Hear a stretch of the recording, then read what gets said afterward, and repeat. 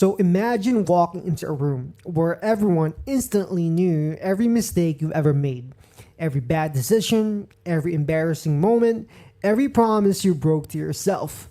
How would you feel? Most people would feel exposed, uncomfortable, defensive. Now imagine that room isn't filled with people. It's a trading chart. Because every time you enter a trade, the market quietly asks one question. Not how smart are you, and not how much experiences do you have with trading, and not even how good is your strategy. It asks something much, much deeper. Who are you? Because trading does not simply reveal your habits, it reveals your identity. And for many traders, their biggest losses aren't caused by bad analysis, they're caused by protecting their ego.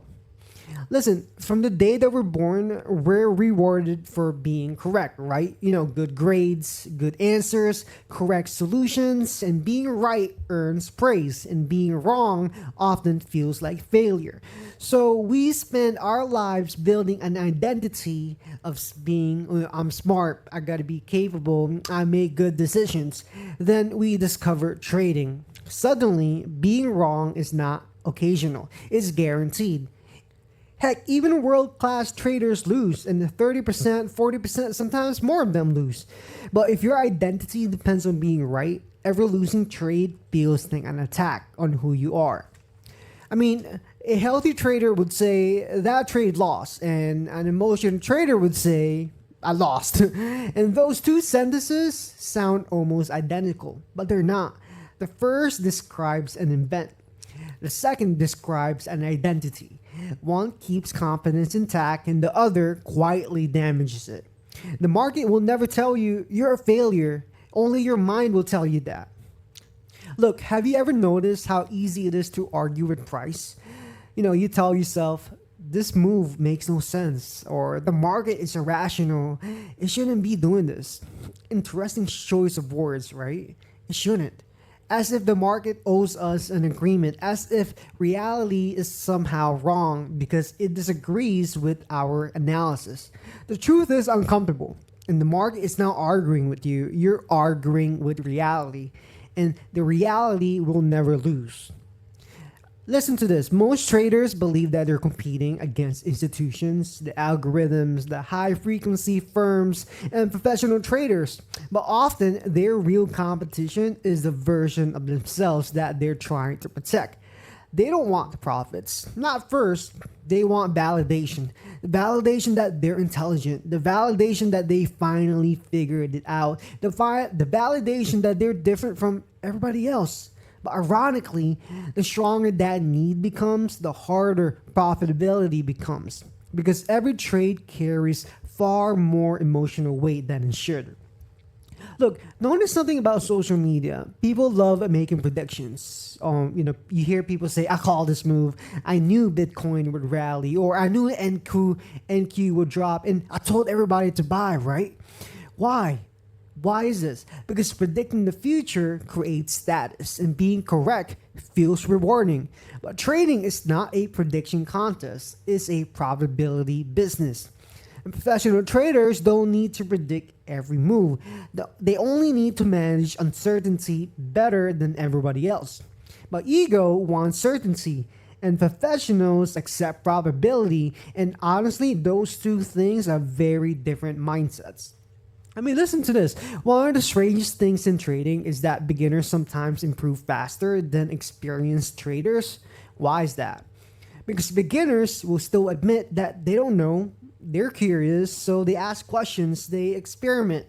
But after a few successful trades, something changes. Confidence becomes their identity. Now, every new idea feels threatening, and learning slows down. Defensiveness speeds up, and growth quietly stops. Not because knowledge disappeared, but because ego arrived. Look, imagine standing in front of a mirror, right? That never lies. It does not flatter you, it doesn't judge you, it simply reflects exactly what's there. Trading is that mirror. If you're impatient, the market will show you. If you're fearful, the market shows you. If you're greedy, the market shows you. And if you're overconfident, the market will definitely show you. Look, the market does not create these traits, it reveals them. And that's why trading often feels so emotional. Like you're not fighting price, you're meeting yourself. I mean, most people assume that losing trades create bad habits, right? Sometimes winning does. Imagine taking a terrible trade, no plan, no confirmation, and no risk management. Somehow it becomes your biggest winner all month. How do you feel? Amazing, right? You feel confident and you feel powerful. Your brain quietly concludes, maybe I don't need all of these rules to follow. And actually, that's one of the most dangerous moments in a trader's career because success does not always reward discipline. Sometimes it rewards luck, and ego has a hard time telling the difference. Humility often sounds weak, passive, uncertain, but in trading, humility is one of the strongest psychological advantages you can possess. And humility says, I could be wrong. Let's see what the market says. I'll let price prove me right. And ego says, I already know. Guess which mindset adapts faster? The market constantly changes. Only flexible minds can change with it. So many traders ask, how do I become profitable? Perhaps the better question is, who does a profitable trader become? Because habits do not exist in isolation. They grow from identity. Someone who believes I'm a disciplined trader does not force discipline, and discipline becomes natural. Somebody who believes I'm always emotional will find evidence to support that identity. And long before results change, identity must change first. Imagine never needing to prove yourself again, and imagine being completely comfortable saying, I was wrong. How much lighter would trading feel? How much easier it is would be to exit losing positions, to change your opinion, to learn. Being wrong does not reduce your intelligence, it increases it. Because every correction brings you closer to reality, and reality is where profitable decisions live. I mean, the market is not grading you. It's not judging your worth, and it's definitely not keeping score. Every trade is simply a feedback, and sometimes positive, there's sometimes painful. Feedback only becomes failure when ego refuses to learn from it.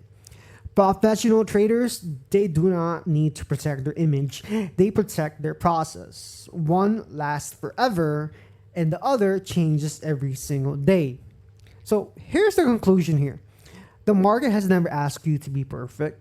It has never demanded that you predict every move, and it has never rewarded the person with the biggest ego. Instead, it quietly rewards something else: adaptability, curiosity, humility, discipline. Because markets evolve, conditions change, and volatility expands, and narratives collapse. And the traders who survive aren't the ones who insist that they're right. They're the ones who are willing to become somebody new.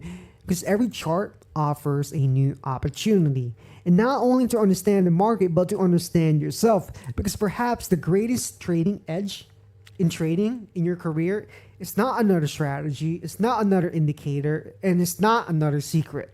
It's becoming the kind of person whose identity no longer depends on being right. And the day you stop trading to protect your ego is the day you finally start to protect your capital. And once that happens, everything changes. So master your mind, master the market. This is NQ State of Mind. If you like this video and you think it's helping you in any way, shape, or form, please like, comment, and subscribe. I promise you that I will comment to you. And I hope you guys have a good trading day today. We'll see you later.